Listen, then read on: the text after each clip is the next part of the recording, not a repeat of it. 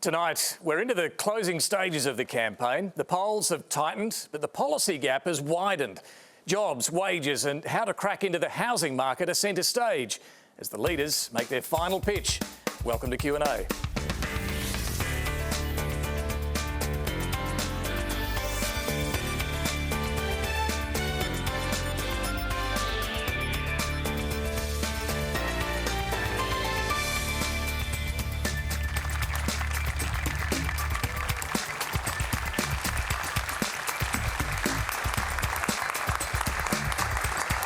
Hello, I'm David Spears. We're coming to you live from Melbourne tonight, and joining me on the panel, former independent member for Indi, Cathy McGowan, one of the leaders of the community independent movement. Liberal Senator for Victoria, James Paterson, the Labor member for Macnamara, Josh Burns, economists from the University of New South Wales, Gigi and political and international editor at the Sydney Morning Herald and The Age, Peter Hartcher. Please make them all feel welcome.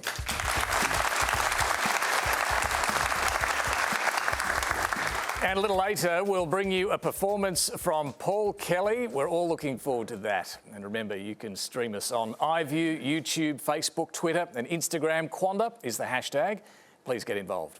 Our first question tonight comes from Dennis Fitzgerald. Dennis. The final countdown. Are we counting down to an explosion of independence destroying the dreams of the main two parties and leading chaos? Or are we counting down to the launch of a new and better parliament where a wider range of voices will be heard?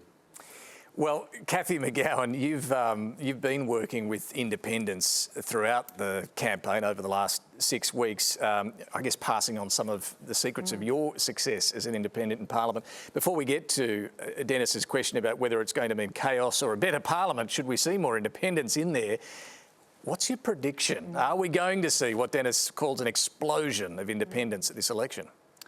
So, Dennis, one of the things about the independents in their running, and there's 23 of them, most of them are running in what's called safe seats, where the margin is great to win is greater than 5% and up to 20-25%. So the chances of them are winning are way outside the odds. They're not marginal seats. So it's a really big thing to win, to get your person elected. What most of the communities are doing are trying to get better representation. They're definitely wanting to make their seats marginal. And if they can get over the line, that's a good thing. Yep. So the answer to your question, I reckon prediction-wise, I don't know anything other than what I've been reading in the papers, thanks to the papers and the polling groups, but one in Melbourne, I reckon, one in Sydney and one in Perth. So one in Melbourne, one in Sydney being those more inner urban teal independents. The leafy Bayside, they're all leafy Bayside ones. I think one of those will go. Do you want to tell us which ones? No, I don't know. But also, and I'm watching, there's a real movement in the country as well in the National Party seats. I don't know if they can actually get over the line, but there's a number of National Party seats that are going to come really close. And I think on election night, there's going to be a massive recount. And it certainly happened when I was elected. They had to go back and do the whole thing again. It came 10 days of waiting before anybody could do anything. And in the end, it was 438 votes. So it was very close. James Paterson, I mean, Dennis asks if a vote for independence is a vote for chaos or a better Parliament. What do you think? I don't know what's going to happen, but I hope that whoever wins, whoever forms government and provides a Prime Minister is able to do so as a strong majority government and not as a weak minority government. Because I think these are very uncertain times for our country, both on the economic front and on the geopolitical front. And the last thing I think Australia needs is a government that has to bargain for its own existence every day with the crossbench, and one that has to run through really complex policy challenges with independents who all have their different pet issues and will try and bargain them down. I mean, imagine if the last election there had been a hung parliament and Scott Morrison had to negotiate the AUKUS military technology sharing relationship through the crossbench. Imagine if JobKeeper was slowed down. Did that require legislation? No, Sorry. It doesn't go through Parliament. Well, if you rely on those people to provide supply and confidence for your government, then I think there is a risk that major policy changes like that could remove that support for your government at any time, and it would be a brave Prime Minister to launch a major initiative without running it past independents or minor parties that they're reliant on. I mean, some of the independents, Zoe Daniel, for example, in Goldstein, has still said even today, months on, that the jury is out on AUKUS. I mean, this is one of our most transformative national security arrangements, I think, since ANZUS 71 years ago, and I think we put those things at risk. And I think JobKeeper would have been so much harder to do if, again, it had to be negotiated person by person on a disparate crossbench who all have different priorities. So you do use that chaos line. I haven't heard you use that line, but your colleagues do. You do believe a vote for independence is chaos? Well, I think it's a vote for a weaker government and a weaker country, and I think it will lead to uncertainty. And I think in uncertain times, that's the last thing we need. I want a strong majority government. I mean, obviously, I prefer it to be a Liberal and National one, but if it's not going to be a Liberal and National one, I would rather it be a Labor one than have a weak hung parliament. So you'd rather a Labor government than a minority Liberal government? Oh, David, of course I would always prefer that we continue to be in government. No, you just said you'd prefer, I just want to be clear on this, you'd prefer a majority Labor government than to be in a minority government. No, I'm saying that I want a strong parliament that has a majority government of either persuasion. I think that is better than a hung parliament. I think there are very real risks to our country. So, facto, you are saying you'd rather have a majority Labor government than be in minority. David, I hear you saying. What I'm saying I'm just checking what you just said. What I'm saying is, of course I want Scott Morrison to continue to be Prime Minister. Of course I want the Liberal National Party to continue to be in government. But I would much rather be in a majority government. And if Labor is successful, if they do provide the Prime Minister, I would rather that they're able to do so in their own right, rather than relying on the crossbenches. Cathy McGowan, I'll just get you to respond to what we just said. So just let me just give a quick response to that. Now, I just want you to remember, and many of you will, August 2018, when there was one of the most unseemly fights that I have ever been part of, when the Prime Minister, strong Prime Minister doing his job, Malcolm Turnbull, was attacked from the rear by Peter Dutton, said, I want to be Prime Minister, and his ego came out and he had a massive, I'm the one to win. And then coming up from the side was Scott Morrison, who said, no, none of you guys, it's me. If ever we've had chaos in government, it was that week, when those egos, and I'm not even talking about the Senate, that's just the House of Reps. Those egos were like bulls in China shops. There was chaos. The phones were ringing hot. Everyone was saying, Cathy, where are you going to go? What are you going to do? Andrew Walkie, Rebecca Sharkey and I, we held Australia together in that chaos. It wasn't Labor. It wasn't the Liberal Party. It was the three of us talking to everybody. Calm down, blokes. It's okay. It's not going to go. You're in safe hands here. It was so bad that people like Julia Banks left the party in disgust. Other members of the Senate, women members of the Senate, got up and said, it's never been this bad. Now, that all got dampened down. Now, I don't think we were chaotic. I'll leave it up to the rest of Australians to think about that. But there's just one more example I just want to place on the table. Before you were there, Senator Paterson, 2017. Do you remember Section 44, when the dual citizenship happened? The Deputy Prime Minister had to go back to his seat. All those senators had to leave. The President of the Senate had to resign. Who held the Government of Australia in safe hands then? It wasn't the Liberal Party. It wasn't the Labor Party. It was the crossbench. David, just quickly on that. I just want to go to some other panellists here for a moment. Peter, going back a little further than those examples, we did have a hung parliament after the 2010 election. This was the minority Gillard government. Now, there are very mixed views on whether that was chaotic or a great period of cooperation, collaboration and passing legislation. What's your memories of that time? Well, the source of instability and chaos with that minority federal government in Australia wasn't the crossbenchers, it was the Labor Party itself, the Labor government itself, which then threw itself once again into another one of those frenzies of self-indulgence. It's my turn to be leader. So the situation that Cathy, you've just reminded us of the Liberal Party leadership churn.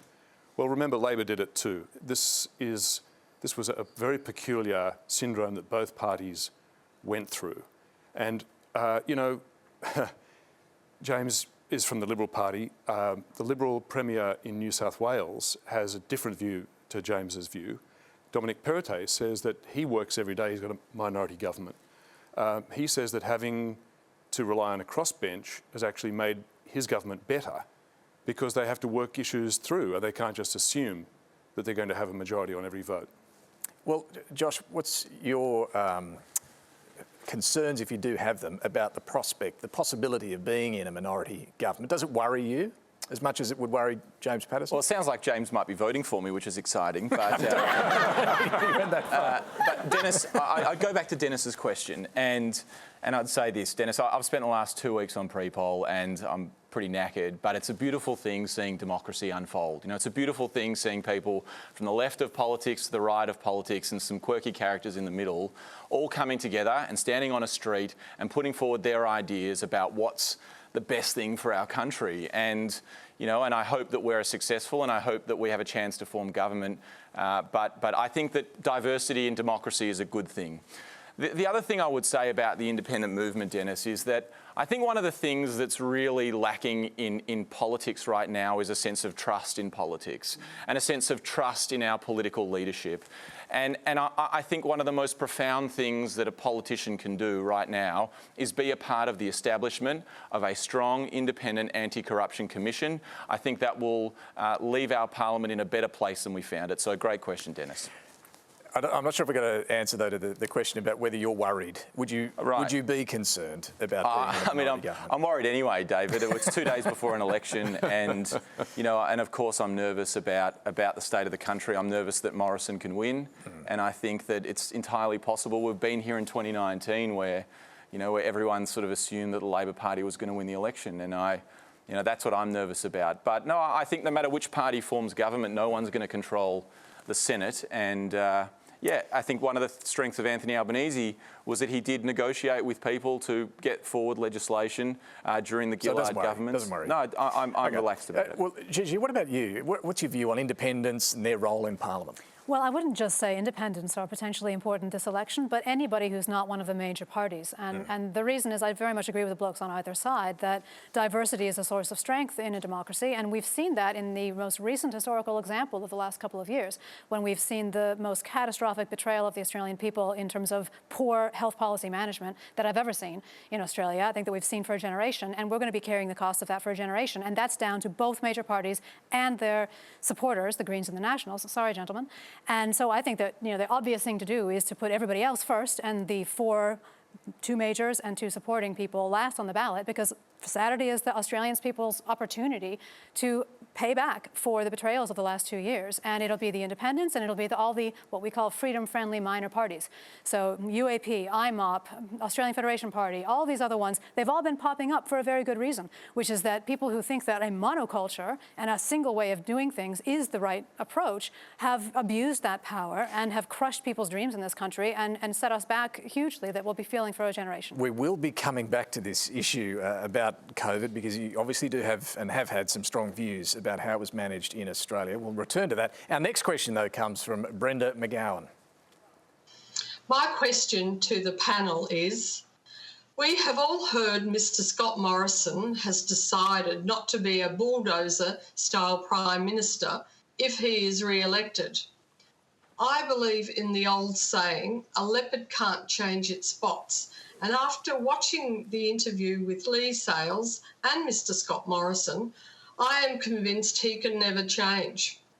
Shouldn't we judge him on his past deeds rather than promises to change in the future?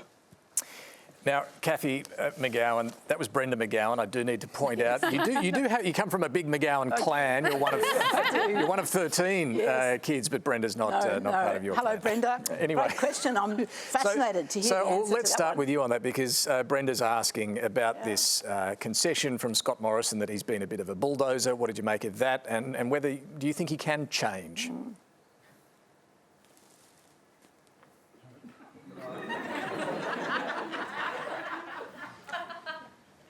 I would love to see it.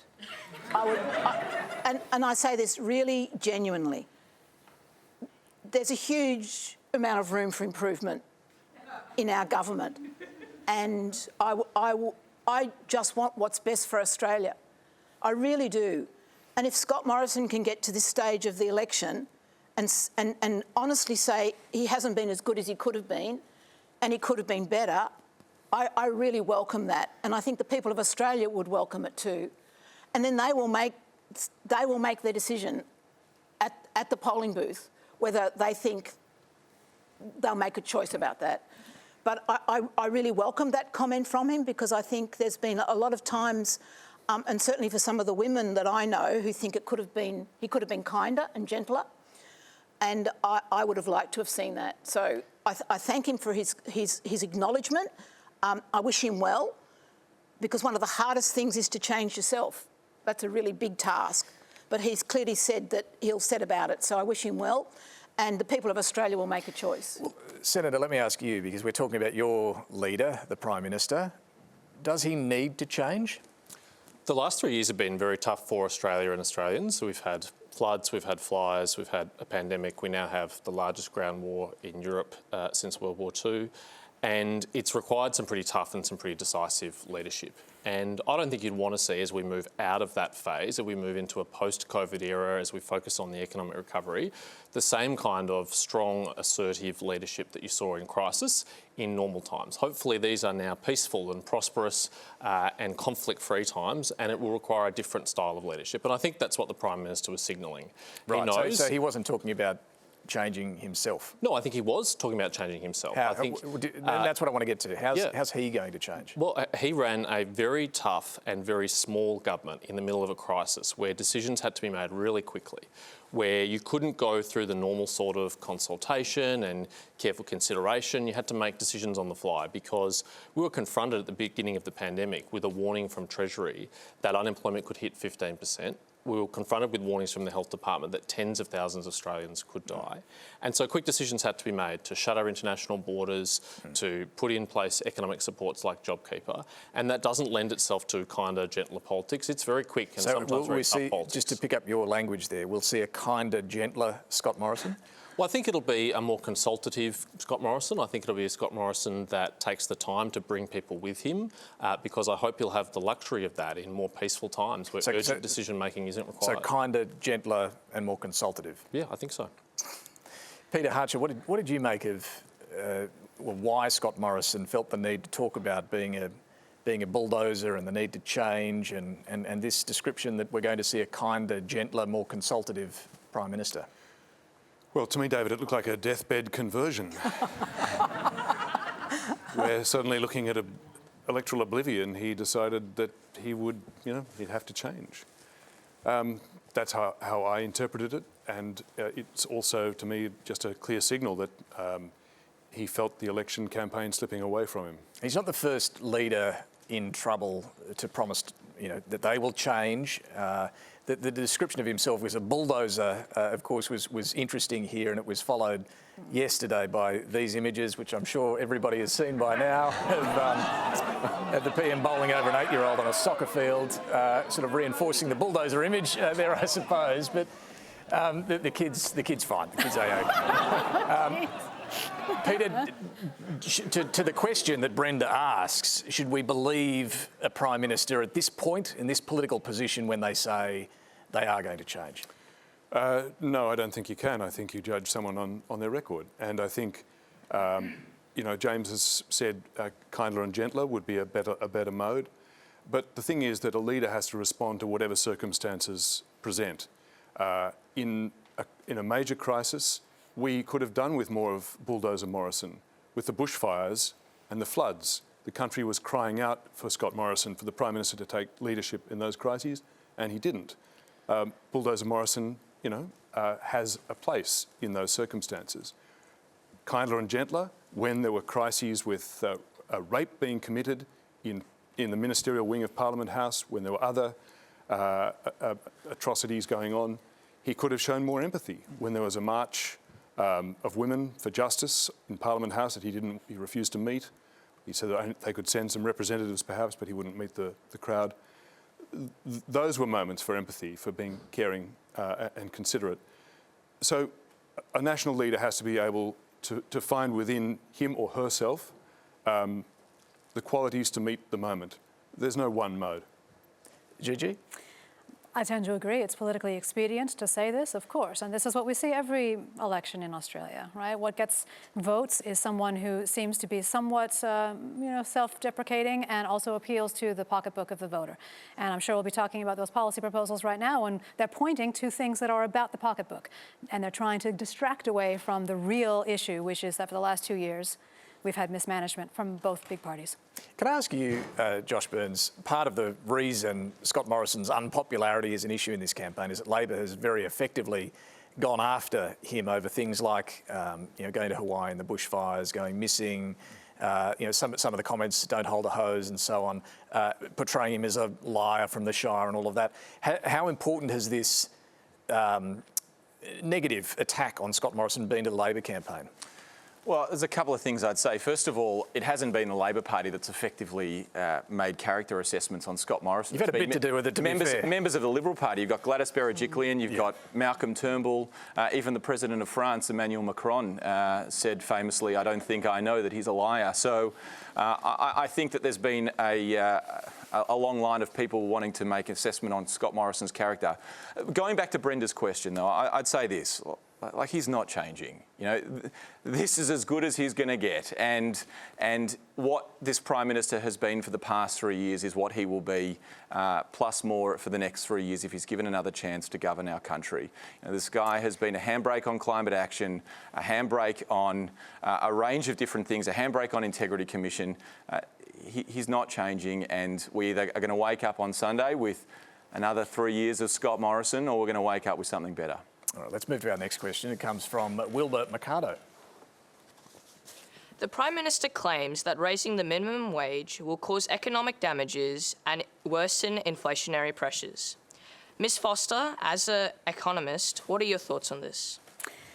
Great question, and it is a very important one as we are now seeing finally some of the longer-term harvests of our COVID policy mismanagement. We've had inflation now at over 5%, and that is going, unfortunately, I believe, to continue. And the RBA is going to raise rates. It's going to be more difficult for people to pay their mortgages, and that's because the wages will not necessarily ratchet up at the same rate. Now, going for minimum wage increases is one way to try to help people. Another way is to hope that the enterprise bargaining and the other kinds of Fair Work Commission mediated sorts of negotiations will raise rates. And we actually should expect that, because right now the Labor side, not the Labor side of politics, but the Labor side of the labour market has a pretty powerful argument, which is, look, how are we going to afford for the things that we did before on the wages that we've gotten now? We have the right to a contracted higher wage.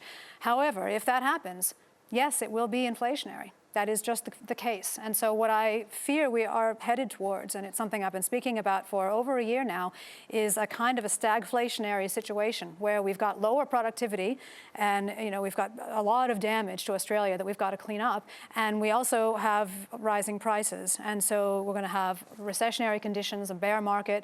You've seen stocks tumbling overseas as well. It's not a pretty time. A very interesting time to be an economist, but a very sad time to have to live through, and particularly as a young person.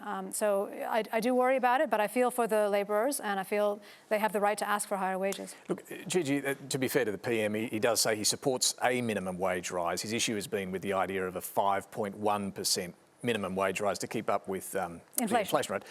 Would 5.1% increase in the minimum wage do what he says, push up interest rates, inflation, all these things? Inflation is already going up. Right? So the question is, what's the marginal extra impact of that wage rise? And wages are a big part of prices in the country. Everybody gets a wage, right? And so the question is really minimum wages specifically. If you're only targeting that, how many people are really on that minimum wage? And there aren't as many people as you think. A lot of us are on enterprise bargaining agreements, award rates, whatnot. And so it doesn't affect quite as many people. And it affects the people who often are the lowest earners. So I think it's not a bad idea. James Paterson, 5.1% increase in the minimum wage. Do you think it would create the problems that the Prime Minister suggested?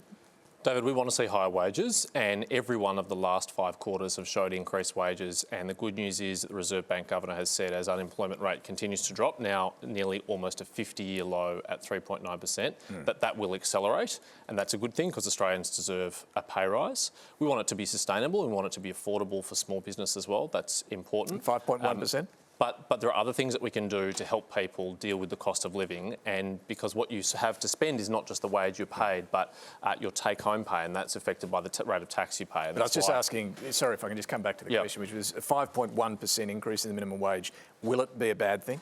Well, most economists have said that if you increase wages at a greater rate than the underlying rate of inflation, which is less than 5.1%, that will contribute to higher inflation. And so the Fair Work Commission is the independent arbiter that decides these things. So you'd oppose anything over 3.7? No, I didn't say that, and that's not my view. My view is that the Fair Work Commission is the right person to make that body. But is it your view 5.1 is too high? No, I'm not expressing a view one way or the other. Well, the Prime Minister did.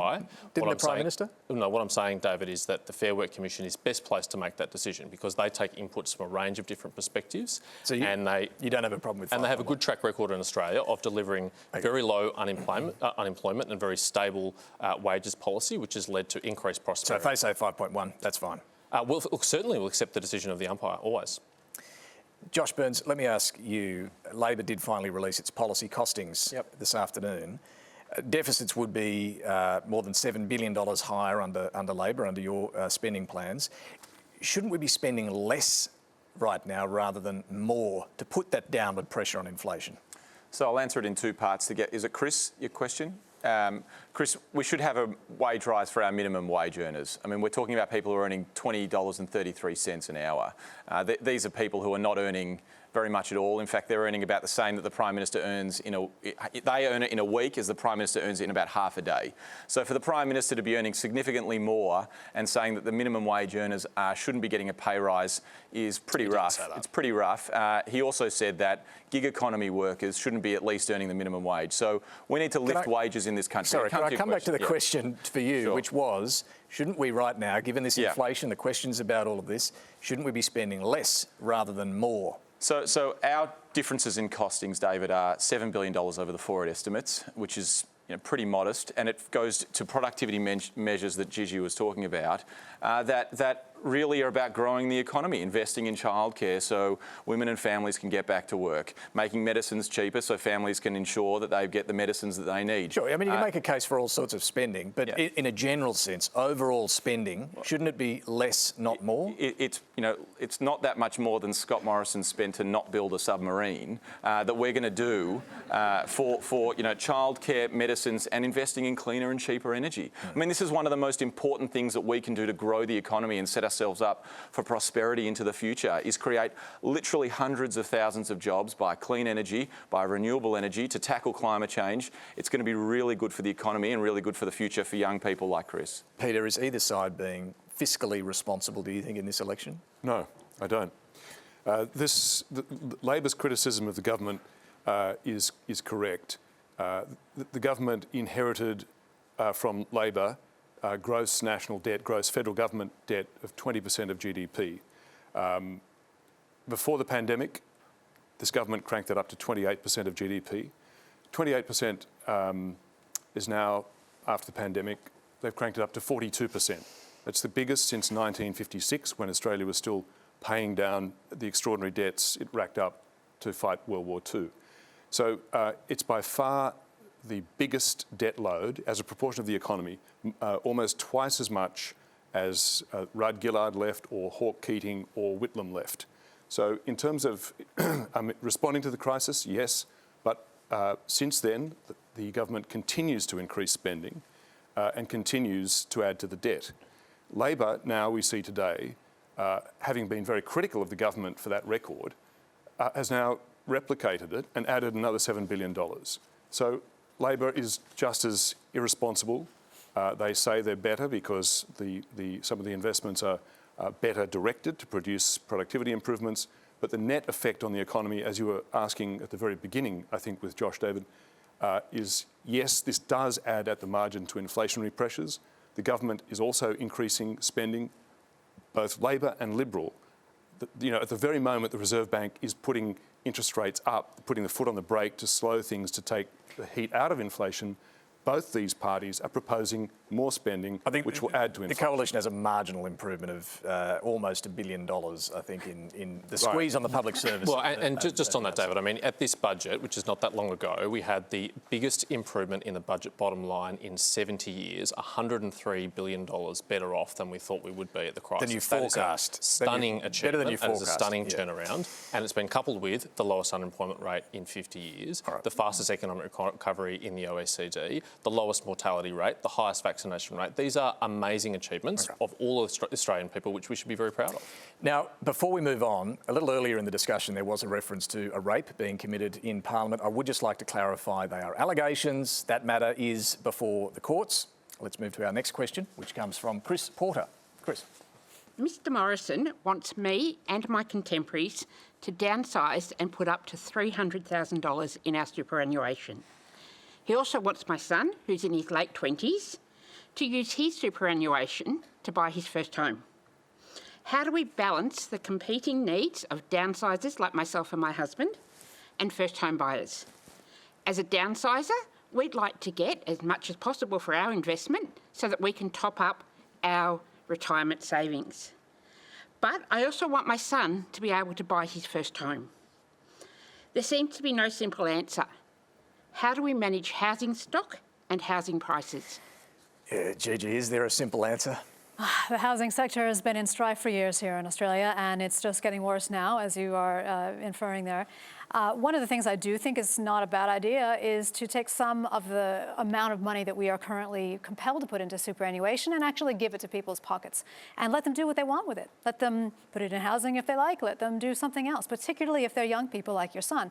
I mean, why do we basically force him to save this quantity of money so that he can, when he's 65, look into it and say, oh, okay, well, now I'm rich, when he was struggling for 20 or 30 years. So I would particularly love to see something like what we have in the US, where you don't have to save in a superannuation account a certain amount, but you have the option through a tax-deferred fund or tax-advantaged fund. You can put up to $5,000, let's say, a year. You can do that if you want, but we also have a good sort of age pension type style program that actually helps people starting when they're maybe 60 instead of 67 and is more generous. So that would then allow people to feel like retirees are not going to be struggling, but also have the money in their pockets when they really need it to pay for childcare and housing costs, renting, whatever else, and, you know, have a good life when they're younger. And, you know, and then when they're older, they can still have a good life. So that's what I'd like to see, more equilibrium there. Now, in terms of your downsizing, we hope that, of course, there'll be more of those sorts of decisions and releasing the housing stock. One of the problems we have is housing stock. And if Labor's proposal were shifted a bit, maybe they could put the money that they were thinking of sort of co-owning housing with people instead into social housing, because we really need more of that for, again, the lower earning people in our society. Okay, well, Peter, Gigi just talked basically about ending compulsory superannuation in Australia. That's not something either side of politics is necessarily advocating here, but what do you think? Well, the system of compulsory super mightn't be perfect, and it's not, and it needs some tweaks. But the whole concept, I think, is still intact, and that is that working people simply weren't having enough money to retire on. Who knows how sustainable the pension is? We know that already baked into the ageing population over the next 20, 30 years, we're going to have higher pension costs, higher health costs, higher NDIS costs and all the rest of it. So the concept of a compulsory super to fund people retirement, give them some dignity in retirement, I think the concept is still intact and the need is still there, and the system can be fine-tuned without having to be blown up. Cathy, wherever you go, there are people like Chris who are worried about their kids never being able to get into the housing market. You've seen now what the two sides have put forward at the election. Labor shared equity, where the government would own a slice of the house, and from the government the promise that you can dip into your super, you'd have to return the money when you sell the house. What do you think? So I'm no longer in politics, and I'm not involved in the policy discussion. But I am with you, Chris. But the thing that really worries me is that there's no wraparound policy that does supply and demand. We just pincer in on one part of it. And like Wodonga is my local community. In the last 2 years, the price of house increased by 33%. Like in northeast Victoria, in the Bright, in Beechworth, you just can't get housing.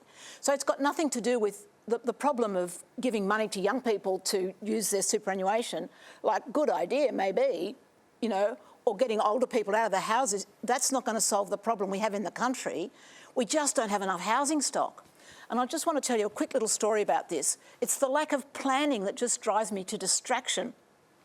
I was up campaigning in the Mallee, Mildura, and the leader of the National Party had just been there, and he made an announcement of something like $850,000 to build a new childcare centre in Matoa. And that night I was at a women's book club, and we were just talking about books. And I mentioned to the women, isn't this great that the National Party is going to put this money into a childcare centre? And there was a councillor there from a neighbouring council. She rolled her eyes, as only really good women councillors can do. And she said, Cathy, we've got a $1 million childcare centre in our town, I won't name, and it's closed. And I said, oh, why is it closed? And she said, well, we can't get housing and we can't get staff. So here was this money that's come from Magic to go to the Domelli as a buyer for the National Party. But it's not going to solve the problem, because it's like that childcare centre won't open because there's no staff, there's no training, there's no plan for regional Australia, no comprehensive look at it. And I just want to go back to Malcolm Turnbull. One of the wonderful things he did is he and I want to acknowledge his wife Lucy, they actually understood planning, and they came up with this idea of regional deals where federal government, state government and local government would come together to address regional problems like this. Now, the current government has got nothing at all like that happening in the regions. Sorry, that's not true. The city deals are continuing and new ones have been announced under this Prime Minister's watch. So what I really want to say is, with this housing problem, it doesn't actually do supply and demand. It doesn't link with TAFE. How do we get enough builders? How do we get enough infrastructure? It doesn't work with the Master Builders Association to make it all come together. And it just frustrates me no end that we actually don't try and really solve the problem. Just on that supply issue then, let me hear from both of you. James Paterson, we know what you're proposing in terms of accessing super. What are you doing about supply? Look, supply is absolutely critical, there's no question about this, and there are things that we've done, particularly over the pandemic, to help support that. The Home Builder package gave up to $25,000 to people to build a new home or substantially renovate an existing home, and 137,000 people took that up, and that helped add to the housing stock. But the truth is, a lot of the most powerful levers to expand supply are at the state and local government level, because they control the release of the supply of land and they control the planning process. So they've got a really important role to play too to help expand that supply. But the superannuation element, not just for young people, but for older people, is really important, because that will help unlock supply. There are lots of older people who are now empty nesters, who are living in larger homes, who might be quite happy to downsize, and we're incentivising them to do that. And it will make those homes available for younger people to move into, who maybe moving into their second home because they've got a growing family. And their home, which was a first time once, will be a first time for someone else. Josh Byrne? I find this argument quite perplexing because, Chris, did you have your hand up? David, you're the host, so... just quickly, Josh. Yeah, okay. So I find this argument quite perplexing, where the government's arguing that the downsizing scheme will affect supply. Like, people are moving out of a home and they're not moving on the moon, they're moving to another home, so their supply is not going to be affected by it. So why are you supporting that? Well, it's a modest scheme that's, like, if it's not a bad idea, it's a way of incentivising people, but it's not addressing supply. Let's talk about supply for a second. What we need to do is have the federal government build more homes. Curtin and Chifley did it. Whitlam did it. Rudd did it, Hawke and Keating did it, Plibersek did it when she was the housing minister. Labor governments do this and Liberal governments don't. We're going to build 30,000 new homes. A huge proportion of them are social housing homes, with 20,000 of them, with 4,000 are going to be for people fleeing domestic violence. We're also going to build around 10,000 affordable homes, Chris. To go back to this super issue, David, like young people, the average super for a young person who's in their 20s in Australia is like $20,000. What's $8,000 going to do for a house? It's not going to get them further. And if you do have more money, all it's going to do is that the seller who's selling your home is going to have two people who have $50,000 extra cash competing against each other. So it's just going to drive the houses higher. But isn't your plan to have the government alongside you as an equity holder also going to push up prices? So it's a balance, right? So you've got to address supply, and nothing that James has said so far is addressing supply. Okay. On the other side, low and middle income earners need to be able to get into the housing market, Chris, and at the moment there's really nothing to support them. We need to move on, but Chris, did you hear anything here that addresses your concern? So just quickly? Social housing is fantastic, it's great news. But my concern is I sell my home and I downsize to a house that's $300,000 cheaper. Does that not put me in the same market as a first home buyer? Doesn't create more supply necessarily, does it, is your point? No supply All right. created. Okay, we're going to take that as a comment because I want to keep moving here. Our next question comes from Leah Saul. Hi, I'm a 35-year-old woman and I still rent. And I was actually in shock about this announcement to withdraw 50K in order to buy a house. First of all, the height of Scott Morrison, to presume that I even have 50K in the first place, he's so out of touch, especially with women's issues. After surviving domestic abuse and violence and living on the below poverty rate of Centrelink in my 20s, I have less than 30K in my super. And we currently pay more in rent than a mortgage repayment would be. So my question is for James Paterson. Are you aware if there were any women in or near the room when this idea was concocted?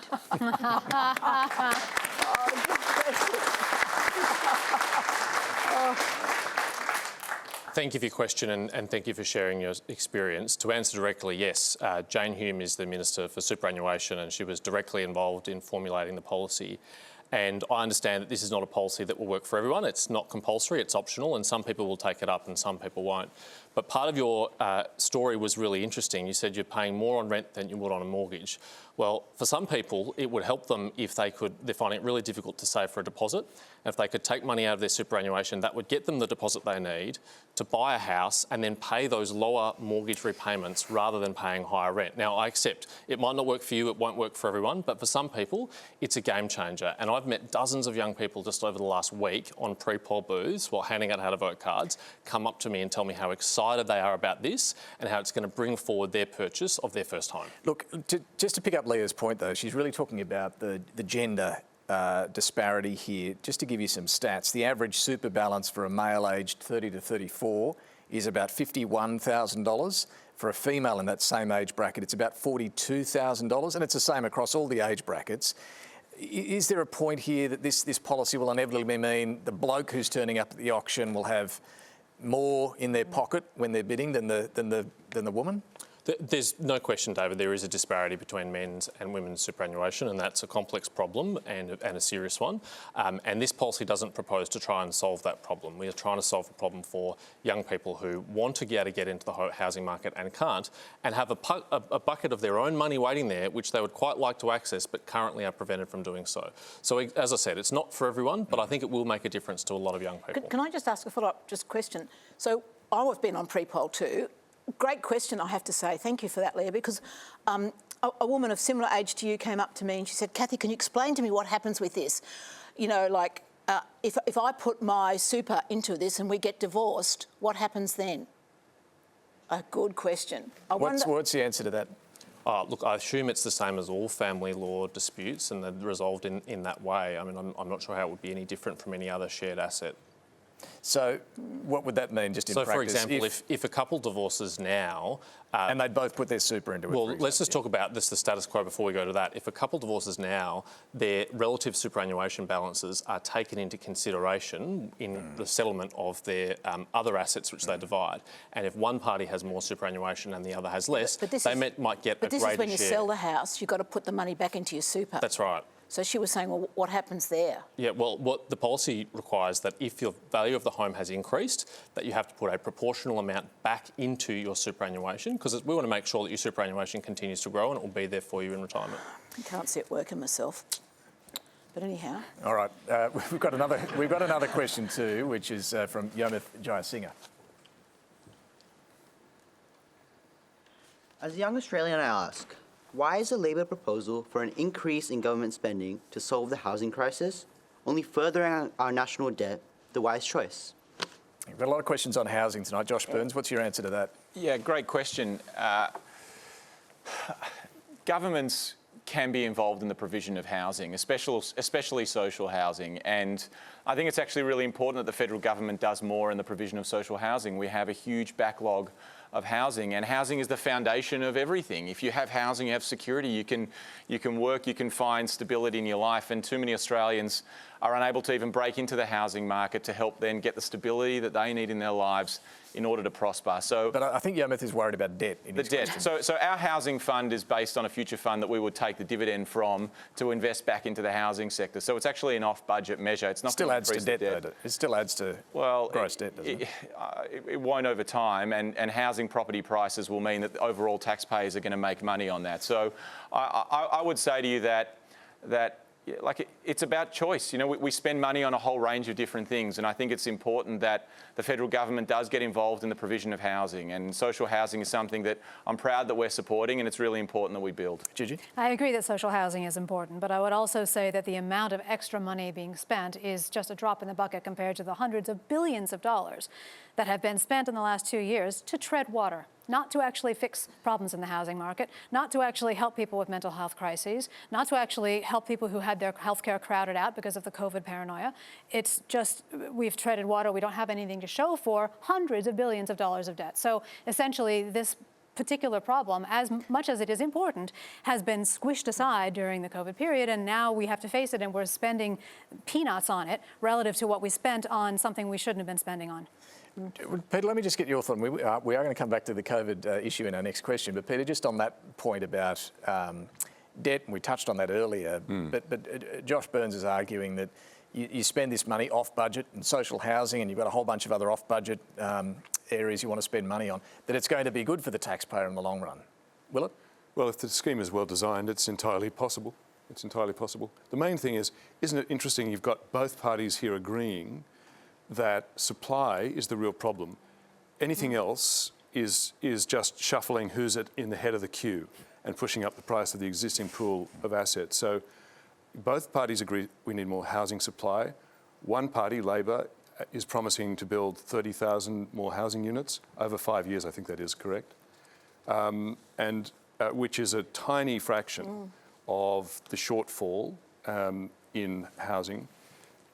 And the other party isn't proposing to build any. So by offering policies that just put more money into the market with the existing number of houses, all you're doing is pushing up house prices. These are gimmicks, these policies, unless they address supply. Right, our next question is a video, and it comes from Glenys O'Leary. The number of people who died from COVID in Australia yesterday was 50. For weeks, the daily deaths have been consistently high and far exceeding the annual deaths from influenza. COVID is now the number 2 cause of death in Australia, and many of the deaths are in aged care.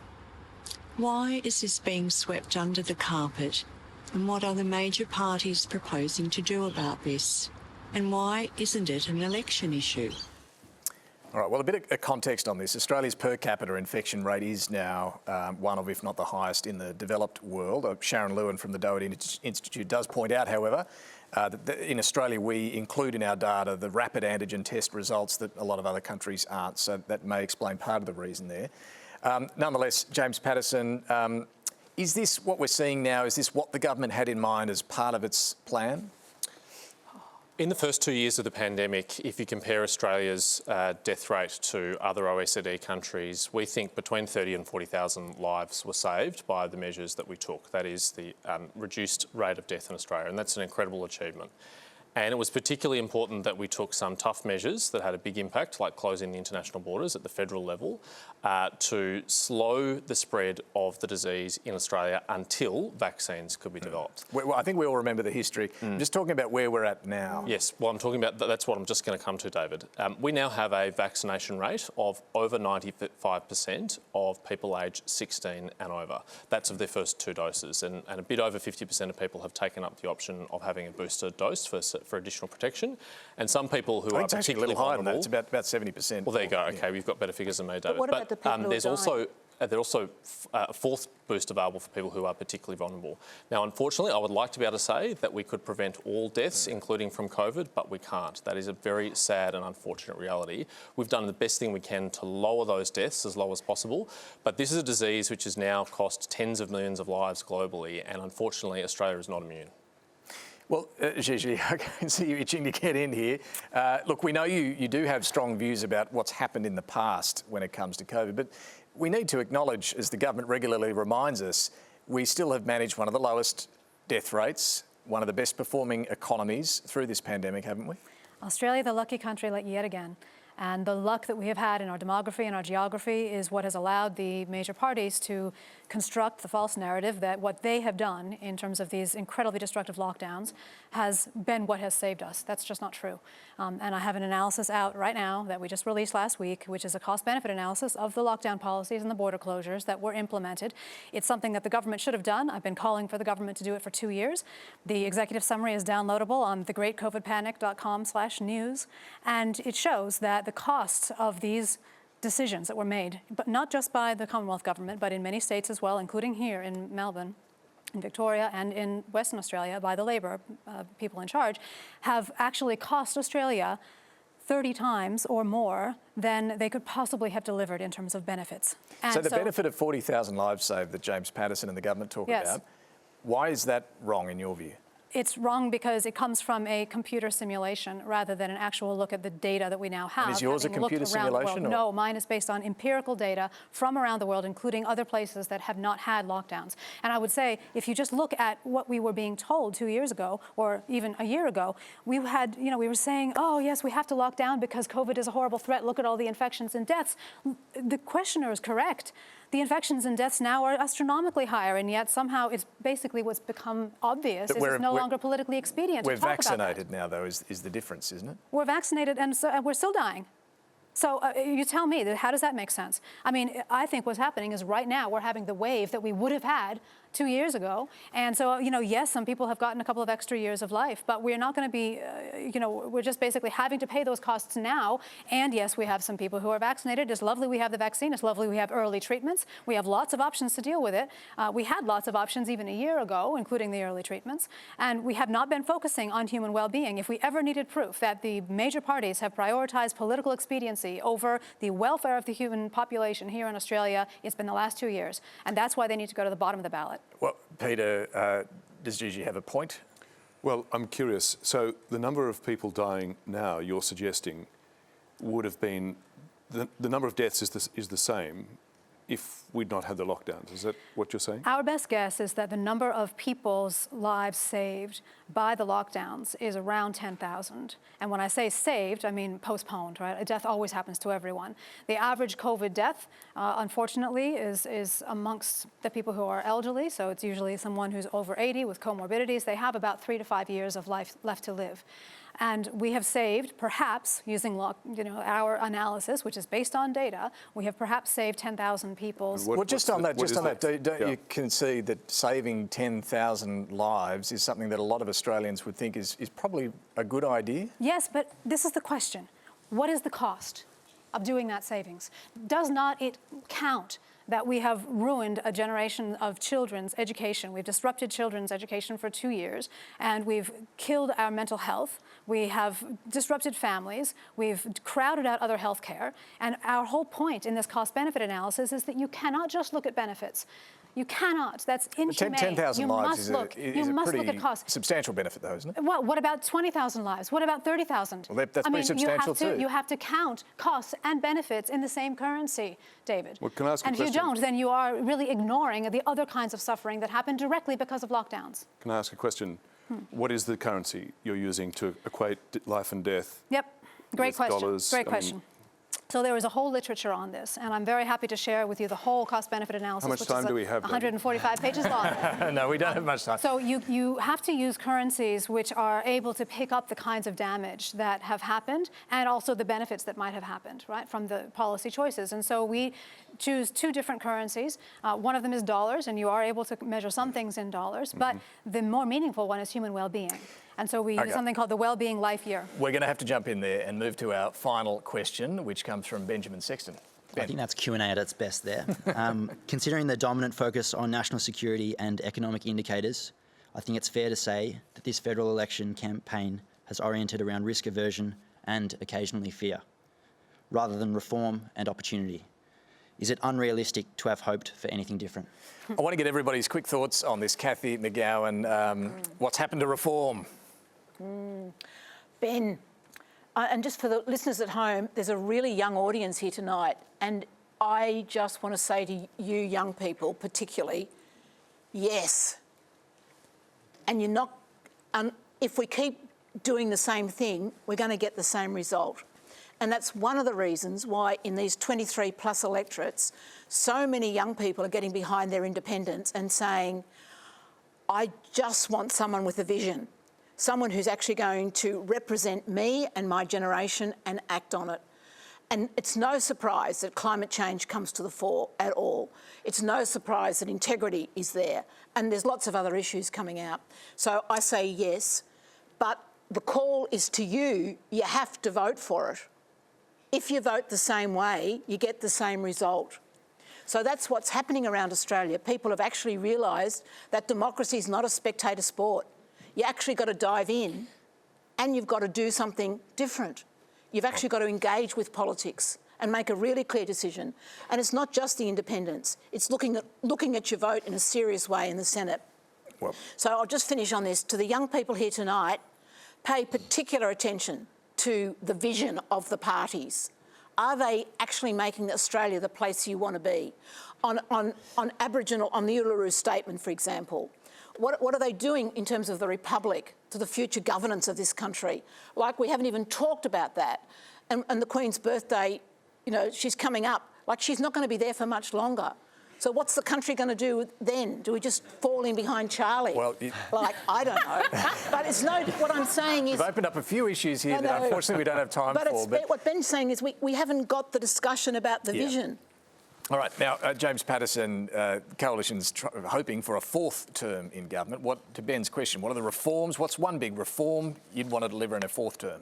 Well, I think we've talked about some of those big reforms tonight, and they're competing plans from the Labor Party and the Liberal Party about how to improve housing affordability.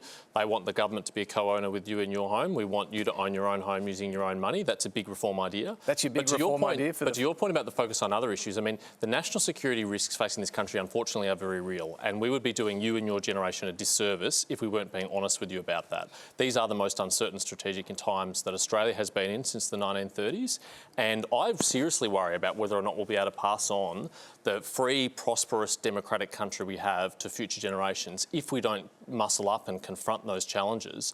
And I think you deserve to know about that and to make an informed choice about it at the ballot box. Josh Burns, reform for you. Can you cite for us the big reforms that Labor would like to deliver? Ben, when you think about the sort of work experience that people are going to have in this country, you know, the 40 years, what have you got to show for it? Young people in Australia going into the working place, and they're going into insecure work, they're going into casualised work, their wages are stagnant, housing is less affordable. What have you got to show for your 40 years of contributing to this country? You know, we need to change that. And the way we change that is by making jobs more secure and a pathway to permanency. We also need to tackle climate change. We need to transition. Like, we are going to be the generation that does this, mate. We are going to be the ones that do this. We're going to transition from fossil fuels to renewable technology. It's going to be us, and it's going to be amazing, and we're going to make a lot of money on the way. And finally, our democracy. Like, we have to protect our democracy and lift the standards of politics in this country. They've had their turn, right? Like, they've had 10 years. It's our time. Let's change the government and let's do it for our country. All right, Gigi, what sort of reform would you have liked to have heard from the two? Oh, boy. I mean, it's been 2 years of propaganda and treating everybody like imbeciles. I think that what we would really like to see is a return to happy, free, joyful Australia, get rid of all the freedom restrictions that we've seen in the last 2 years, including all the mandates and the coercion and the border closures and the testing and the tracking and the tracing and the masking. All that stuff's got to go. It doesn't help. It doesn't help on net. And so it's not worth it. The government still has not defended it except by these, 40,000 figures that come out of a computer box. And it hasn't done a cost-benefit analysis. You shouldn't trust them. So I think we should see more freedom. We should see more critical thought. I'd like to see some reform in education. I'd like to see universal basic childcare. And I'd like to see more support for Australia being a strong country that allows its businesses and its people to have freedom and commits to not ever taking it away. Peter Hartcher, I'm going to give you the final word here. And coming back to Ben's question, has reform become too hard? Are we too risk averse now, and particularly in this campaign? Australia's traditional enemy is complacency, and that's an enemy that never gives up, and we can't give up. You know, the enemy at the moment is winning, so we have to fight a bit harder. And that especially means your generation too. All right, well said. That's all we have time for tonight. Thanks to our panel, Cathy McGowan, James Paterson, Josh Burns, Gigi Foster and Peter Hartcher.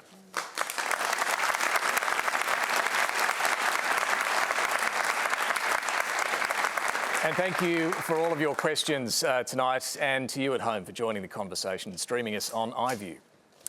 Next week, I'll be joined by current and former politicians for the election wash-up. Will we even have a clear result by then? But right now, time for something pretty special to close the show, something I've certainly been looking forward to, and I'm sure everybody in the room and watching at home as well.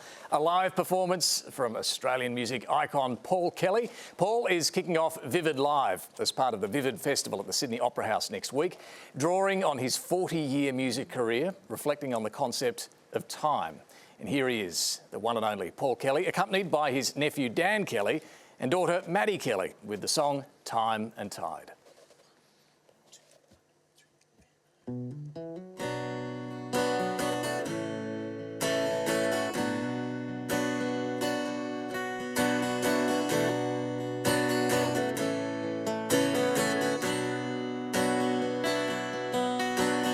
Time and tide wait for no one. They won't wait for you or me.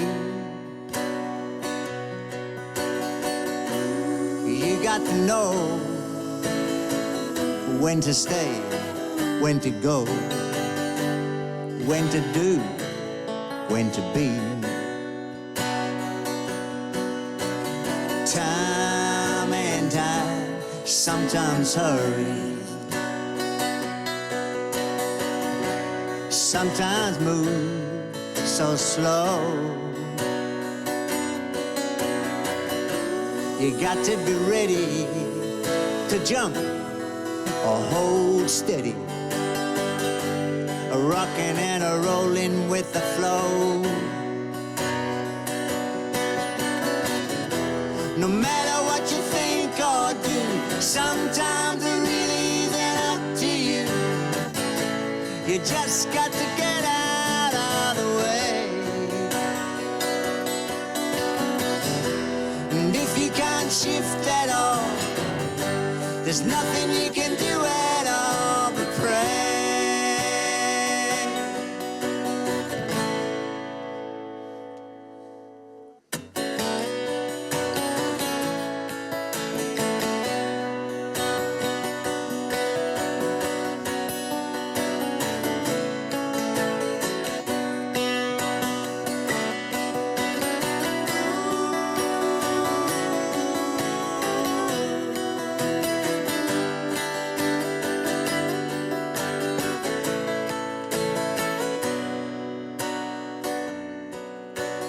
Time and tide keep on pushing and pulling, pushing and pulling on you and me. Sometimes our flood runs high, sometimes we're both left bone dry, dreaming of the deep blue sea. Time waits for no one. Time and tide waits for no one. Time and tide keep on pushing and pulling.